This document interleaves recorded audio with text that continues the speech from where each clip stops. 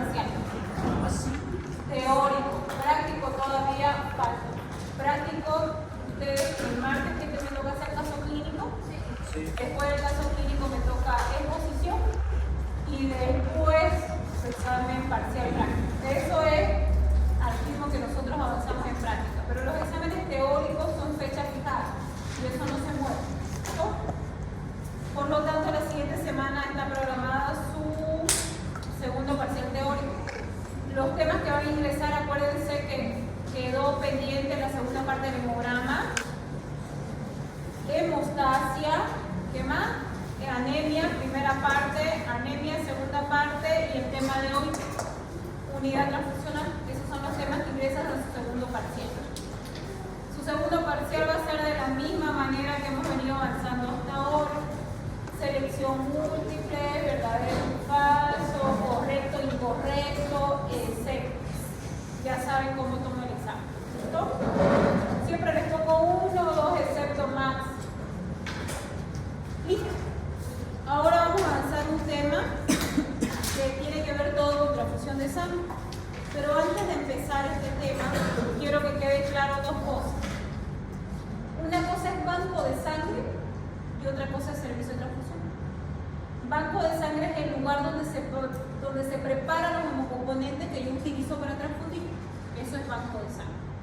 Servicio de transfusión es un lugar donde hacen pruebas de compatibilidad entre el paciente y la bolsa que va a ser transfundida. Son dos cosas diferentes. Banco de sangre solo tenemos uno en todo Santa Cruz, uno solo. Y es un banco de sangre público, que es el que queda al cuarto anillo alemán. Antes quedaba en el primer anillo, al ladito del San Juan de Dios, pero ahora se trasladó cuarto anillo alemán. Es el único banco de sangre que literalmente le tiene que dar sangre a todo Santa Cruz, provincia, donde ustedes se imaginen, banco de sangre le da sangre a esos lugares. No tenemos otro banco de sangre público. Sí hay otro banco de sangre, pero son de los seguros sociales. ¿Qué pasa con los seguros sociales? Caja Nacional, Caja Petrolera, Caja Bancaria. El seguro social solo le da sangre a sus asegurados, por ser un seguro social. No le puede dar sangre a un privado, no le puede dar sangre a un público. Entonces, lamentablemente, el banco de sangre público tiene que abastecer sangre a todo el departamento de sangre. Y banco de sangre privado no existe, porque las leyes en Bolivia no dejan que haya bancos de sangre privados. No hay banco de sangre privado por las leyes. En otros países sí hay público y social y hay bancos de sangre privado. ¿Ya? Servicio de transfusión es un lugar, al igual que laboratorio, ustedes como médicos van a tener que trabajar con banco de sangre, van a tener que trabajar con servicio de transfusión, trabajan con laboratorio, trabajan con imagen, lo mismo. Servicio de transfusión es igual como un laboratorio, como un estudio de imagen, lo mismo. En la unidad transfusional, que es el servicio transfusional, aquí es un laboratorio, pero que solamente se dedica a todo lo que es transfusión de sangre. Este laboratorio le hace prueba de compatibilidad al paciente y a la bolsa de transfundir. Los servicios de transfusión o unidad transfusionales están en todos los hospitales y clínicas que tienen quirófano. Lugar que tiene quirófano tiene servicio de transfusión. ¿Por qué? Porque si hay una cirugía y mi paciente se desangra, yo como médico necesito sangre. ¿Y quién me puede dar sangre? Los servicios de transfusión. El banco de sangre no le entrega sangre a cualquiera, el banco de sangre solo le da sangre a los servicios de transfusión. ¿Listo? Si ustedes van a un lugar, a un banco de sangre, a un hospital, a una clínica y su clínica o hospital no tiene servicio de transfusión, ténganlo por seguro que ese lugar está funcionando de manera ilegal. Porque el sede y el Ministerio de Salud no dejan funcionar un quirófano sin un servicio de transfusión. ¿Listo? Eso es lo primero que quiero aclarar. Antes de empezar también quiero aclarar algo. ¿La sangre se vende o no se vende? ¿Yo compro sangre? No sé. No, sí compro. En realidad es no, sí. Esa es la verdad. ¿Por qué? La sangre no la debería comprar, por supuesto. Yo no debería pagar ni un peso porque cuando yo dono sangre no me pagan por donar, ¿no ves? Yo dono de manera gratuita. Pero ¿por qué algunas veces yo tengo que pagar por esa sangre que me van a dar? Yo les respondo con otra pregunta. Si alguna vez ustedes han o sea, todos sus análisis de laboratorio los han encontrado todos los estudios de imágenes se lo han hecho todo, porque hay todos los especialistas están ahí, los atienden. El gobierno no cubre, no abastece el 100% a la parte de salud. Lo mismo pasa con el banco de sangre. Lo mismo, el banco de sangre no lo cubre todo su gasto. El Ministerio de Salud no lo cubre el SED. Por lo tanto, el banco de sangre de algún lugar tiene que sacar para poder solventar la institución. No me cobran por la sangre, me cobran por la bolsa y por las pruebas que le hacen a cada bolsa de sangre. Cada vez que ustedes donan sangre se le hacen 5 estudios a cada bolsa. Se le hace VIH, hepatitis B, hepatitis C, sífilis y Chagas. Cada bolsa que yo dono de sangre, a esa bolsa le hacen sí o sí esas 5 pruebas para poder liberar esa bolsa de sangre y que vaya a un paciente. Eso es lo que cobran en realidad. Para que tengan idea, un paquete globular, una bolsa de glóbulos rojos me sale entre 270 a 280 bolivianos. Estoy hablando de instituciones públicas, porque Banco de Sangre, al ser público, tiene convenio con hospitales públicos, no tiene con privados. Un plasma fresco congelado me sale aproximadamente algo de 180, unas plaquetas de 220. Público. Ahora, como no tiene convenio con clínicas privadas, en realidad tiene convenio, pero el precio no es el mismo. Si yo pago 270 bolivianos por una bolsa de glóbulos rojos en un hospital público porque lo pagan, el seguro de SUS no me lo cubre. Si yo pago por una bolsa de glóbulos rojos en un hospital público 280, en una clínica privada llego a pagar 600 bolivianos, aproximadamente. No sé, es muchísimo más caro. ¿Ya? Bueno, todo eso quería aclarar antes que entremos al tema para que tengan idea. Banco de sangre y qué es un servicio de transfusión.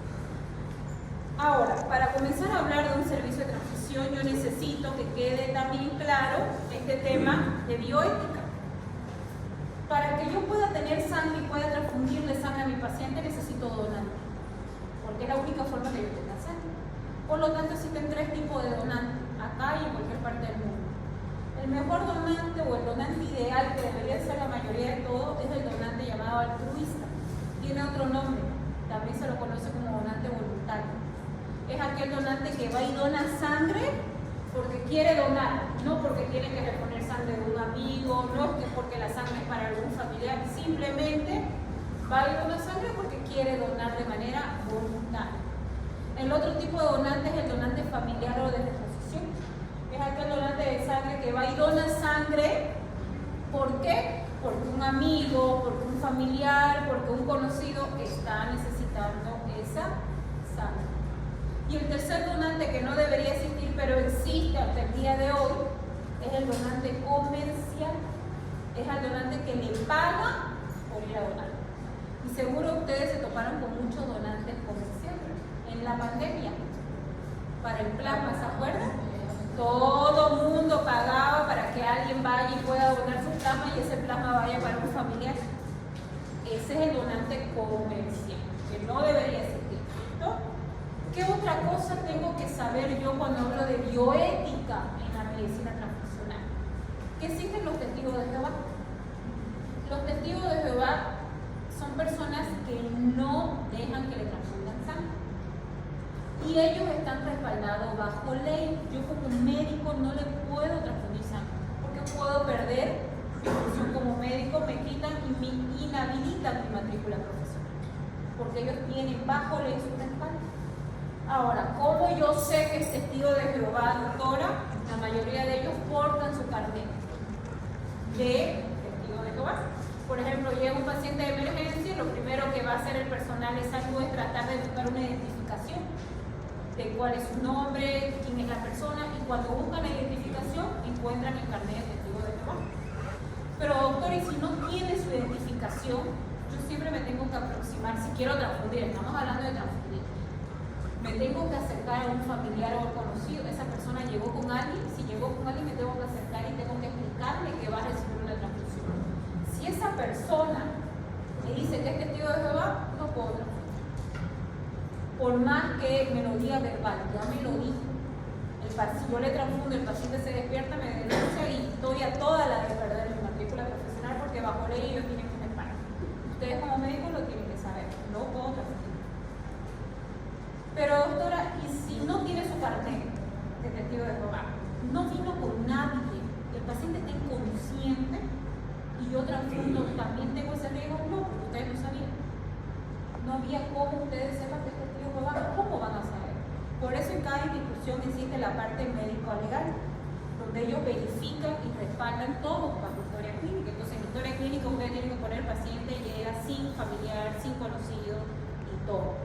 Como es el dicho, lo que no está escrito no se hizo, no tiene validez. Entonces, todo tiene que escribir, sobre todo cuando hablamos del tema de transfusión, porque nunca sabemos si el paciente que nos llegó inconsciente y sin familiar es testigo de Jehová. ¿Listo? Yo tuve una experiencia con el tema de testigo de Jehová, o una familia menonita. Esta pareja, la mujer tenía 34 años, era su 7º hijo, todo por parto normal y seguiditos, todos seguiditos. Tenía preeclampsia, tenía una hemoglobina de 7, encima anemia, encima preeclampsia, encima su 7º hijo, que obviamente el útero ya no está tan resistente, peor que eran seguiditos. La probabilidad de que ella iba a recibir sangre era bastante alta, peor con ese 7 de hemoglobina.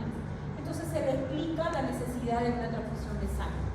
No sé si tiene que ver con cultura, pero me he topado con muchos pacientes menonitas y no responde la mujer, responde el varón siempre. Bueno, en esta situación decían que su esposa no hablaba bien español.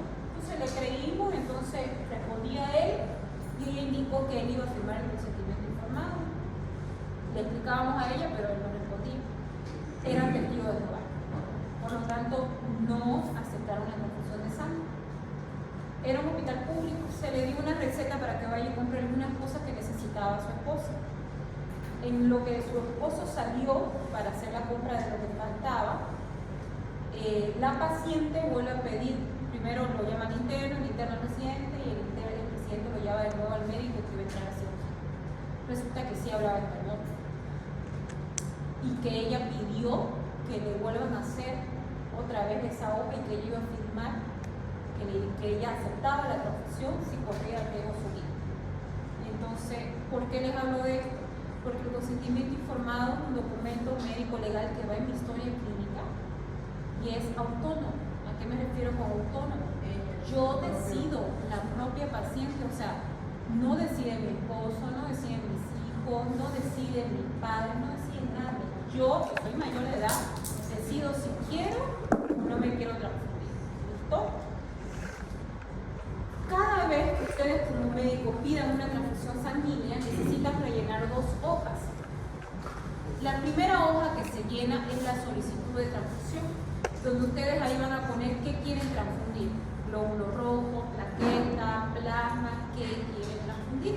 Y van a poner los laboratorios de su paciente, indicando por qué requiere la transfusión, el diagnóstico. La segunda hoja que ustedes como médicos van a llenar, porque ahora ya no falta nada para que comience su internado, van a anotar cirugía, van a anotar emergencia, es donde más transfusiones hay. Sí o sí, no van a entregarle la bolsa de sangre servicio de transfusión si no tienen las 2 hojas. Una, la solicitud, y la otra es el consentimiento informado. Las 2 hojas van, una copia de historia clínica y una copia se queda en el servicio de transfusión. Este es un consentimiento informado real del hospital de niños. Yo se lo puse acá, quizás no se ve muy bien en la diapositiva, porque es una foto y colocada acá. Cuando ustedes la descarguen su diapositiva lo van a ver mejor. Aquí va la firma y el sello del médico. Aquí van los datos del paciente, su nombre, su edad, su género, en qué piso está internado, en qué número de cama. Y aquí ustedes marcan qué componente solicitaron. Acá abajo van los datos del paciente, su nombre, su carnet de identidad, y si ustedes leen acá que no se ve muy bien, dice sí, no. El paciente tiene que rellenar ese cuadrado. Si no quiere que le transfunda, igual tiene que poner no, igual tiene que poner su nombre, igual tiene que poner su carnet, igual lo tiene que firmar. Ya sea que acepten o rechacen el consentimiento informado, igual tiene que estar firmado. El consentimiento informado es un documento médico legal que se utiliza para todo, no solo para transfusión. Se utiliza para una cirugía como cesárea, hasta para cirugía estética. Uno tiene que firmar si aceptan o no que le hagan ese procedimiento. Para todo se utiliza un consentimiento informado. Listo. Una vez que ya hemos hablado de eso, vamos a ver en qué situaciones van a tener más transfusiones. La mayoría de las transfusiones van a ser en emergencia y estas emergencias van a ser por hemorragia. Por lo tanto, vamos a ver 4 tipos de hemorragia. La hemorragia clase 1 es cuando el paciente pierde menos del 15% de mi volemia. ¿Cuántos litros de sangre yo tengo circulando? 5 litros aproximadamente. Esos 5 litros es el 100% de mi sangre.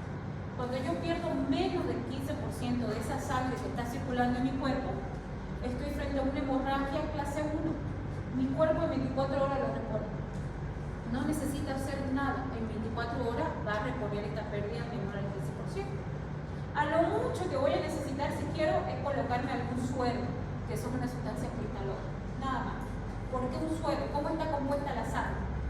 Célula sanguínea y plasma. ¿Qué es lo que yo más tengo? Célula sanguínea. Aproximadamente, plasma.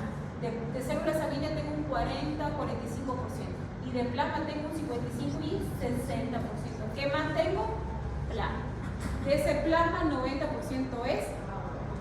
Entonces, cuando yo pierdo sangre, lo que más pierdo es agua. Para reponer agua, yo tengo 2 opciones. O uso cristaloide o uso coloide. No tengo más para reponer agua a mi paciente. ¿Listo? En una hemorragia clase 2, fíjense, la pérdida de sangre es de 15 a 30%. No hay forma que yo mida esta sangre. No es que mi paciente está desangrándose, yo traigo un recipiente y puedo medir cuántos ml de sangre pierde. No hay forma. La única forma de que yo sepa en qué grado de hemorragia se encuentra mi paciente son los signos vitales.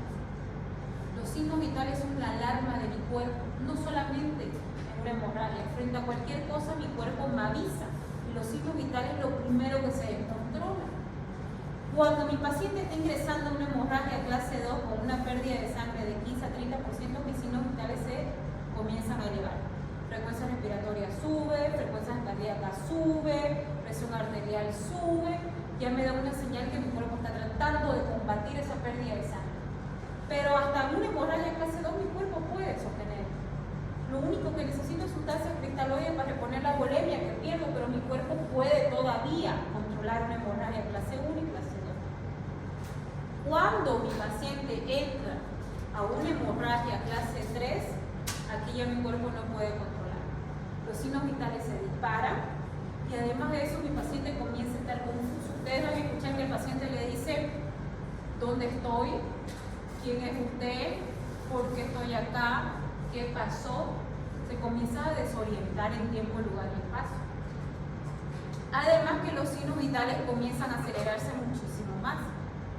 Si mi paciente pasa a una pérdida de sangre mayor al 40% de mi volemia total, aquí el paciente ya sus signos vitales no pueden hacer nada y en vez de subir, bajan.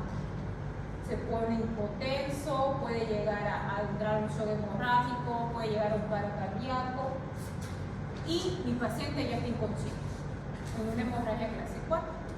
Como les dije, hemorragia clase 1 y clase 2 no necesito transfundir sangre. En una hemorragia clase 3 y clase 4 sí necesito transfundir sangre. ¿Qué debo saber antes de transfundir? Todo lo que hablamos. Testigo de Jehová, no me debo olvidar nunca eso. Tener la solicitud del pedido de sangre, tener firmado el consentimiento informado, saber que los signos vitales son la alarma que me avisa el grado de hemorragia de mi paciente, saber que antes de transfundir tengo que estabilizar a mi paciente poniendo sustancias cristaloides. ¿Qué sustancias cristaloides tenemos? Solución fisiológica, Ringen normal, Ringen lactato. Esas sustancias cristaloides, ¿cuál es la más utilizada? La solución fisiológica. Si yo quiero poner una vitamina, poco sulfite. Si quiero poner un antibiótico, poco sulfite. Si quiero hidratar a mi paciente, poco sulfite. ¿Por qué utilizo más la solución fisiológica? Porque tiene casi la misma osmolaridad que la sangre. Entonces todo lo que yo ponga dentro de ese suero llamado solución fisiológica va a ser mejor absorbido por mi cuerpo.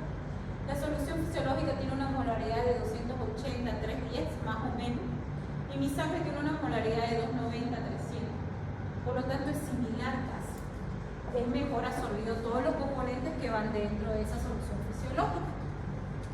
¿Qué más tengo que saber antes de transfundir? Como todo, hay riesgo. Una transfusión sanguínea puede tener riesgo que se llama riesgo post-transfusional. Los dos más comunes, si ustedes logran estar en emergencia, cuando no tengan cirugía, y logren ver pacientes con transfusiones de sangre, no se olviden que hay dos reacciones muy frecuentes, son las que más aparecen. La primera, mientras esté pasando la transfusión, el paciente les va a decir: me pica la cara, me pican las manos, me pican los pies, se comienza a poner rojo. Esa es una reacción post-transfusional alérgica. La otra reacción que ustedes van a lograr ver, si logran ver alguna, el paciente va a comenzar a estar agitado, a sudar, a tener escalofrío, es fiebre. ¿Cómo puedo controlar yo todo esto? Obviamente existen otras que ya son mucho más agresivas, estas son las menos agresivas y las que se puede controlar. Yo le doy un antipirético, controlo la fiebre, paro la transfusión de sangre. Le doy un antihistamínico, controlo la alergia, paro la transfusión de sangre y ya no lo transfundo. Las otras reacciones sí, ya son más complicadas. La única forma de hacer un buen seguimiento a las transfusiones de sangre es que ustedes como médicos en la historia clínica coloquen controlar signos vitales antes de la transfusión, durante la transfusión y después de la transfusión. Porque las reacciones post-transfusionales pueden aparecer antes de las 24 horas, o sea, durante la transfusión, y puede aparecer después de las 24 horas de haber recibido la transfusión de sangre. Por lo tanto, los signos vitales les van a dar un parámetro. Nunca se olviden de eso. Igual como ustedes saben que existe el testigo de Jehová, igual como saben que tienen que pedir una solicitud, igual que saben que tienen que pedir un consentimiento, en su cabeza nunca se deben olvidar que cuando su paciente recibe una transfusión de sangre, ustedes escriban en la historia clínica control de signos vitales antes, durante y después. ¿Listo? Para detectar estas reacciones post-transfusionales. ¿Qué objetivos tienen ustedes como médico al momento de pedir una transfusión de sangre? Cuando ustedes piden transfusión de sangre es que quieren mejorar en el paciente el transporte de oxígeno. Cuando ustedes pierden sangre, pierden glóbulos rojos. Y los glóbulos rojos, su función es transportar oxígeno. Esa transfusión es gracias al paquete globular o llamado concentrado de eritrocito. La otra función es que ustedes quieren restaurar la hemostasia del paciente. Cuando hablamos de hemostasia hablamos del plasma. En el plasma están todos los factores de coagulación. Cuando el paciente pierde sangre, pierde mucho plasma. Y si pierde plasma, pierde factores de coagulación. Por lo tanto, necesito reponer eso. Esto ustedes ya saben. ¿Qué debo hacer antes de una transfusión? Colocar sustancias cristalóides para estabilizar a mi paciente y después pienso en una transfusión. Aquellos que les toque en algún momento entrar a alguna cirugía o rotar por emergencia y les llega un paciente choqueado, ustedes van a ver que en un brazo le colocan solución fisiológica chorro, lo apretan para que salga chorro. Y en el otro brazo le transfunden la sangre también. O sea, eso es para un paciente ya. Sí o sí necesito los dos porque la sangre está compuesta por agua y también por células sanguíneas. Debo reponer los dos para mantener un equilibrio. ¿No? ¿Cuáles son las sustancias coloides más utilizadas? Albúmina y Deltran. La cristaloides ya la conocen. Solución fisiológica, origen normal, origen lateral. Ahora, entramos a estos hemocomponentes, que es la última parte. Para que yo pueda estudiar esto, ustedes tienen que entender esto. Hemocomponentes son los componentes que se obtienen después de una donación de sangre. Cuando ustedes donan sangre, donan una bolsa de 450 ml a 500 ml. Esa bolsa que ustedes donan va a ir a una centrifugadora así. Así, imagínense, de este ancho y de este tamaño aproximadamente. Es una centrifugadora que ustedes van a poner una bolsa al frente de otra. Lo mismo que hacían con su capilar, ¿se acuerdan? Uno, lo mismo, pero son centrifugadoras grandes donde entra una bolsa entera de sangre que ustedes donan. Una vez que lo llenan, esa centrifugadora lo tapan y centrifugan. Cuando ustedes ponían su capilar y sacaban después de centrifugar, ¿qué veían en su capilar? Se separaban los glóbulos rojos del plasma. Lo mismo pasa con esta bolsa. Cuando termina de centrifugar, ustedes levantan la bolsa y la bolsa va a ver arriba se queda el plasma y abajo quedan los glóbulos rojos, los separan. En otra bolsa ponen el plasma y en otra bolsa se quedan los glóbulos rojos. Esa es una forma de obtener plasma y glóbulos rojos. Después vamos a ir viendo cómo se obtienen plaquetas y los cristos. Ya les voy explicando, pero ya más o menos saben cómo voy obteniendo. Esos hemocomponentes son preparados en banco de sangre. ¿Cuáles son esos hemocomponentes? Todos ellos. Pero no todos esos los preparan aquí en nuestro banco de sangre. En nuestro banco de sangre preparan estos 4, que es lo que vamos a estudiar el día de hoy. Comenzamos con el paquete globular. El paquete globular tiene otro nombre llamado concentrado de eritrocito. Todo lo que está en su diapositiva está resumido de esta manera en la pizarra. Cuando ustedes piden concentrado de eritrocito, la bolsa de glóbulos rojos tiene un volumen de 280 a 300 ml. Esa bolsa de glóbulos rojos yo la tengo que guardar en una heladera con una temperatura de 4 a 6 grados centígrados. Son heladeras especiales, son unas heladeras que hay termómetro por dentro y hay un termómetro por fuera. Que cuando cambia o hay una pequeña variación de 1 grado centígrado, esa heladera suena su alarma. No puede variar la temperatura, porque cada vez que varía la temperatura los glóbulos rojos se mueren. ¿Y eso qué se llama? Hemólisis. Entonces esos glóbulos rojos no me sirven de hemolizado. Por lo tanto esa heladera no puede variar de esta temperatura. Yo no lo puedo obtener los glóbulos rojos en cualquier heladera del hospital y eso ustedes tienen que saber. Por eso esos componentes están en el servicio de transfusión, porque ahí tienen esas heladeras especiales. ¿Cuánto tiempo me dura esa bolsa a esa temperatura? Me dura entre 21 a 35 días, no me dura más. Me dura más de la sangre que ustedes sacan. Cuando ustedes sacan sangre y ponen en su tubo, ¿cuánto les dura?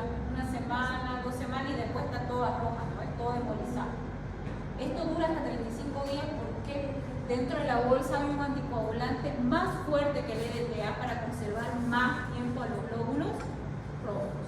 ¿Listo? No me dura más 21 o 35 días y después esa bolsa no la puedo utilizar. No la utilicé, la tengo que desechar. No la puedo utilizar. ¿Qué contiene esa bolsa? Solo tiene glóbulos rojos, no tiene nada más. ¿Cuál es su dosis? No importa cuánto mide, cuánto pesa, si es hombre, si es mujer, no importa. ¿Qué me importa a mí para saber qué cantidad de glóbulos rojos le voy a transfundir a mi paciente? Me importa saber su hemoglobina y su hematocrito. ¿Por qué? Por cada bolsa que yo le transfundo a mi paciente de glóbulos rojos, mi paciente va a subir 1 de hemoglobina y va a subir 3 de hematocrito. Un ejemplo. Si yo tengo un paciente que está con 6 de hemoglobina y tiene 20 de hematocrito, yo decido transfundir 3 bolsas de glóbulos rojos. Después de 24 horas, yo como médico tengo la obligación de hacer un control de hemograma. Sí o sí, a todo paciente transfundido, después de 24 horas, yo tengo que hacer un control. Después de 24 horas le hago un control a este paciente que transfundí 3 bolsas de glóbulos rojos. Yo voy a esperar como médico que esa hemoglobina que estaba en 6 suba a 9, porque le puse 3 bolsas. Voy a esperar que ese hematocrito que estaba en 20 suba a 29, porque le puse 3 bolsas.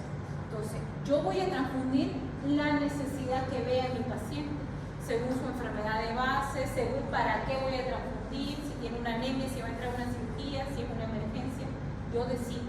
Pero cuando yo decido, tomo en cuenta la hemoglobina y tomo en cuenta el hematocrito. ¿Cuándo utilizo concentrado de glóbulos rojos? En 2 situaciones. Cuando mi paciente tiene anemia aguda o crónica. Y ahora fíjense, lo mismo está acá. 300 ml, 21 a 35 días, sube 1 de hemoglobina y 3 de hematocrito. Cuando yo transfundo anemia aguda y anemia crónica. Lo mismo está en la diapositiva, pero resumido acá. Hay un pero. Yo transfundo concentrado de eritrocitos en anemia aguda, pero tengo que considerar estos 3 parámetros. ¿Cuáles son estos 3 parámetros?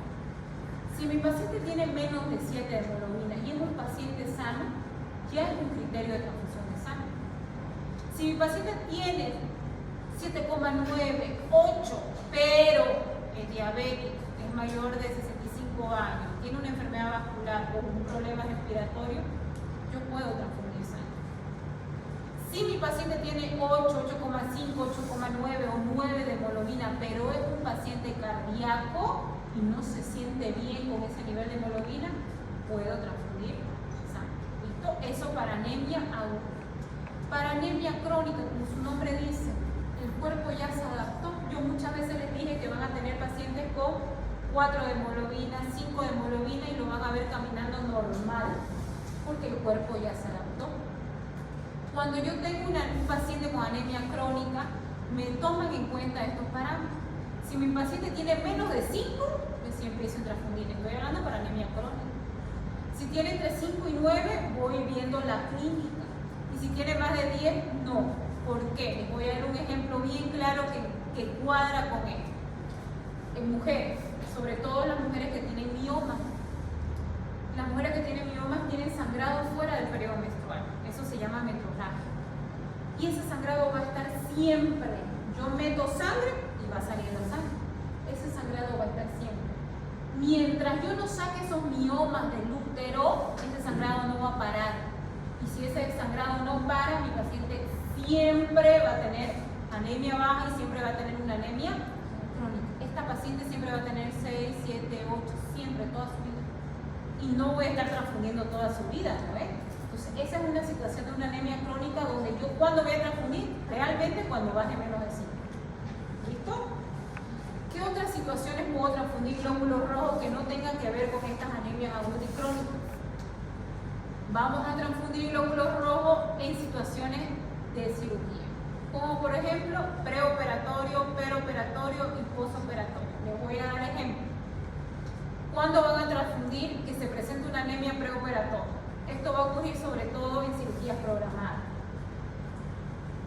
¿Será que en un hospital público o en un seguro social yo puedo lograr programar una cirugía de acá a 3 semanas? ¿Hay espacio al tiempo así de corto? No, si tengo mucha suerte, puede que sí, pero la mayoría de las cirugías me programan de acá a 1 mes, de acá a 2 meses, de acá a 3 meses, por la cantidad de pacientes. Imagínense que un paciente se programó una cirugía de acá a 2 meses, pero antes de programar su cirugía se hizo todos sus análisis. Todo estaba bien, pero en 2 meses puede pasar algo. Porque un laboratorio para programar una cirugía te pueden hacer valer hasta 3 meses. Por lo tanto, lo aceptaron, programaron su cirugía y el médico antes de operar le dijo, por favor, hágase estos laboratorios por lo menos de manera particular para ver cómo estamos entrando a la cirugía. Si el médico ve que está con la hemoglobina muy baja y una cirugía mayor, va a decidir transfundir antes de la cirugía por una anemia preoperatoria. ¿Listo? No va a perder esa programación de la cirugía, pero lo puede transfundir antes de la cirugía. Podemos tener transfusiones por anemia peroperatoria. Un ejemplo, el paciente entró bien a quirófano, pero comenzó a tener un sangrado demasiado abundante en quirófano, le hacen un control porque la cirugía dura bastante tiempo, toman muestra, lo llevan al laboratorio. Ustedes saben que el hemograma Holter me da en 2 minutos, 3 minutos ya tengo el hemograma. Entonces me llaman a quirófano, me dicen su hemoglobina está muy baja. En ese momento el médico pide un paquete de glóbulos rojos. No hay tiempo de firmar el consentimiento, todo lo hacen hablado, pero solamente son en cuadros de código rojo en emergencia. Suben el paquete y le transfunden. Eso es una transfusión peroperatoria dentro del quirófano cuando hay una emergencia. Ya no hacen nada de lo que yo les venía explicando normalmente que se hace, pero eso es solamente en emergencia. Luego se van a encontrar ustedes con transfusiones postoperatorias. El paciente entró con sus resultados bien, la cirugía salió bien, pero después de la cirugía se abrió una grampa, se abrió un punto, el paciente comenzó a sangrar y antes de entrar nuevamente a una cirugía deciden transfundir después de una operación. Estas son situaciones excepcionales que pueden llegar a aparecer. Vamos con el segundo hemocomponente, plasma fresco congelado. ¿Qué tengo que saber de esto? ¿Se acuerdan que les dije yo centrifugo, separo los glóbulos rojos y separo el plasma? Ese plasma me sirve solo 6 horas. Yo durante esas 6 horas, si no lo utilizo, los factores de coagulación se inactivan. Por lo tanto, ese plasma, para que me sirva más tiempo, necesito congelarlo. Por eso se llama plasma fresco congelado. plasma que obtuve lo tengo que congelar para que me dure. Una vez congelado me dura un año. Por lo tanto, vamos a ver esta característica. El volumen de ese plasma tiene 150 a 200 ml. Su temperatura, a la cual lo tengo que congelar para que me dure más tiempo, es menos 30 grados centígrados. ¿Qué heladera normal llega a esa temperatura? Ninguna, ni siquiera un freezer. Por eso son heladeras especiales donde están los mismos componentes. ¿Cuánto tiempo me dura congelado? Un año. En banco de sangre nunca falta plasma, porque tengo todo el tiempo, porque lo congelo, porque me dura un año. ¿Qué contiene ese plasma fresco congelado que yo voy a pedirle a mi paciente? Tiene fibrinógeno y tiene factores de coagulación. ¿Qué factores de coagulación tiene? 2, 8 y 5, es lo que más tiene el plasma fresco congelado. ¿Cuál es su dosis? Aquí sí a mí me importa cuánto pesa mi paciente, porque yo voy a transfundir según su peso de mi paciente. ¿Y cuál es la dosis? Cada kilo que pesa mi paciente yo voy a transfundir de 10 a 15 ml. Usted va a ser un paciente y su compañera de al lado va a ser otro paciente.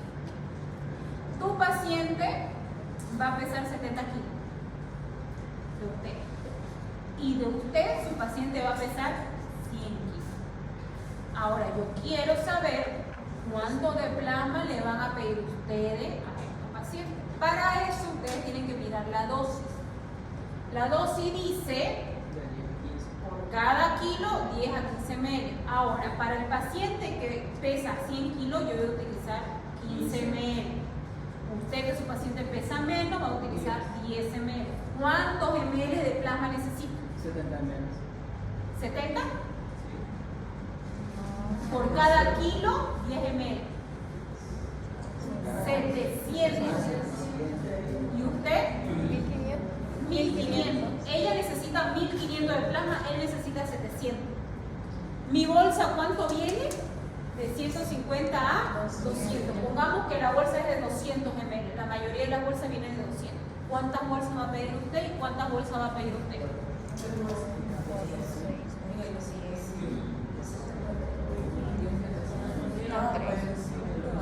¿A 7?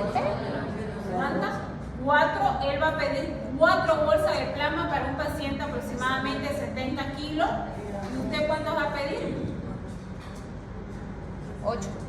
8 bolsas de plasma para un paciente aproximadamente de 100 kilos. Así ustedes piden plasma fresco congelado. ¿Listo? Todo lo que... Ahora, ¿cuándo voy a utilizar el plasma fresco congelado? Cuando yo tengo un problema en la hemostasia secundaria, porque ahí participan los factores de coagulación. Todo esto que está aquí. ¿Cuánto tiempo dura mi plasma si no está congelado? 6 horas. ¿Cuánto es la dosis? De 10 a 15 ml por kilogramo peso. ¿A qué temperatura lo congelo? Menos 30. ¿Cuánto me dura? Un año. ¿Qué contiene? Factor 8, factor 5, factor 2, fibri. No. Y acá están sus concentraciones también. Vamos con el otro. Crioprecipitado. ¿Cómo obtengo el crioprecipitado? Primero les voy a explicar. Ya saben cómo tienen glóbulos rojos, ya saben cómo tienen el plasma fresco congelado. Cuando ustedes separan el plasma y separan el glóbulo rojo, ese plasma que se separaron lo vuelven a centrifugar. Es porque hago por segunda vez una centrifugación de ese plasma. Porque cuando ya centrifugo por segunda vez, lo que está arriba lo desecho y me quedo con lo que está abajo. Lo que queda abajo son los factores de coagulación más concentrados. Es un crioprecipitado. Factores de coagulación mucho más concentrados. Ese crioprecipitado, ¿qué tiene? Tiene los mismos factores del plasma fresco congelado, pero al concentrarse más y al hacer una segunda centrifugación, puedo obtener 2 factores de coagulación que no los obtengo en el plasma fresco congelado, que es el factor von Willebrand y que es el factor 3. Esos factores tienen el crioprecipitado que no lo tiene el plasma fresco congelado. Esa es la diferencia. Ahora vamos viendo.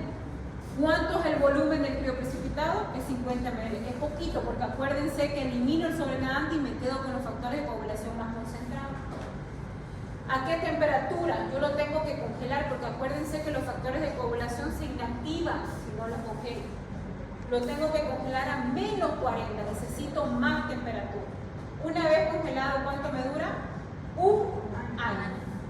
¿Qué contiene ese crioprecipitado?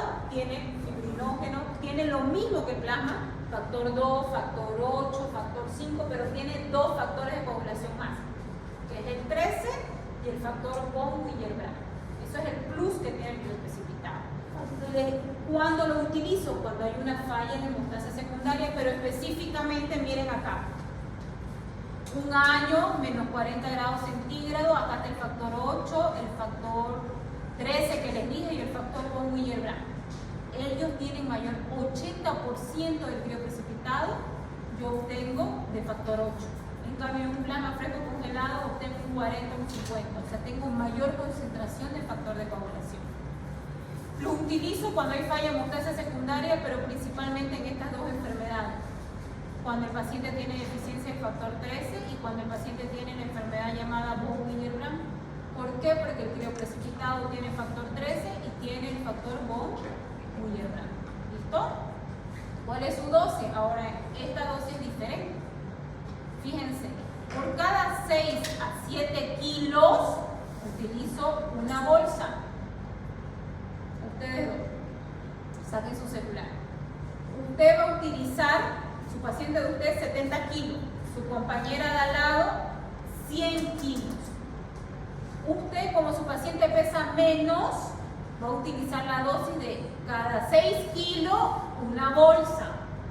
Como su peso de su paciente, de su compañera es 100 kilos, es más, ella va a utilizar cada 7 kilos una bolsa.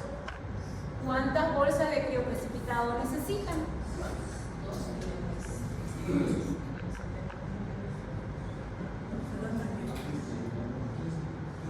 ¿Cuántas bolsas necesitan?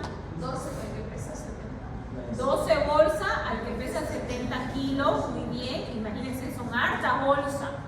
Y para el que pesa 100,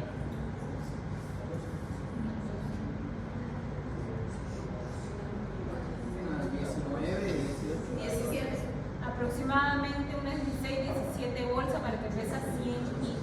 Entonces es altísimo lo que yo necesito. Ahora les voy a dar un dato muy importante. Cuando su paciente esté sangrando, ya ustedes le hayan puesto glóbulos rojos, le hayan puesto plaqueta, le hayan puesto plasma fresco congelado, y aún así la hemostasia no está controlada del paciente, ustedes le hacen coagulograma y sus pruebas siguen prolongadas, no controlan aún la hemostasia, su última opción tiene que ser el crioprecipitado. Porque acuérdense que en el crioprecipitado están todos los factores de coagulación mucho más concentrados. Y ustedes se preguntarían, doctora, ¿por qué no empiezo con crioprecipitado entonces? Porque solamente no van a controlar los sangrados en pacientes que estén muy graves. ¿Y existe prevalencia alta de pacientes muy graves sangrando y que no paren? No. Si ustedes comienzan con crioprecipitado, se van a gastar todos los crioprecipitados porque los pacientes necesitan mucho crioprecipitado y van a dejar con pocos crioprecipitados al banco de sangre. Entonces, mi última opción tendría que ser un crioprecipitado. ¿Listo?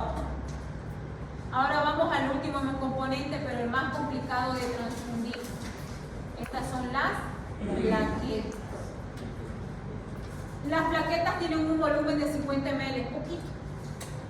Su temperatura es de entre 24 a 26 grados centígrados. Las pudiera guardar en una heladera normal con esa temperatura. Pero ¿cuál es el problema? Estas heladeras donde yo guardo las plaquetas tienen una gradilla. Esta gradilla se tiene que mover durante esos 3 o 5 días que las guardo. No puede dejar de moverse las plaquetas. ¿Por qué? ¿Cuál es la función de las plaquetas? Formar el trombo plaquetario. Las plaquetas se adhieren, se agregan y forman un trombo. Entonces, por lo tanto, las plaquetas todo el tiempo tienen que estar en movimiento si yo las tengo guardadas. Yo las saco de guardar e inmediatamente tengo que llevar a transfundir al paciente. No las puedo tener mucho tiempo. Otro problema que tengo con las plaquetas es que me dura poco tiempo. El plasma me duraba un año, el trío me duraba un año, el paquete globular me duraba 21 a 35 días. Las plaquetas me duran 3 a 5 días, nada más. Me dura poco tiempo. No las utilicé, las tengo que desechar, porque después pierden su funcionalidad. Otro detalle, su dosis. Cada 10 kilos utilizo para acá adelante. Su paciente 70 kilos, su compañera de atrás, su paciente 100 kilos. ¿Cuántas bolsas de plaquetas van a transfundir? 7 y ahora viene un poquito lo más complicado. Por cada bolsa de plaqueta, mi paciente puede subir 5.000 o 10.000 de plaquetas. Eso depende de qué. Como ustedes son los que piden transfusiones, tienen que saber. Depende de la forma que ustedes lo pidan. Ustedes pueden pedir plaquetas de dos formas. Una, plaquetas convencionales, y pueden pedir plaquetas por aféresis.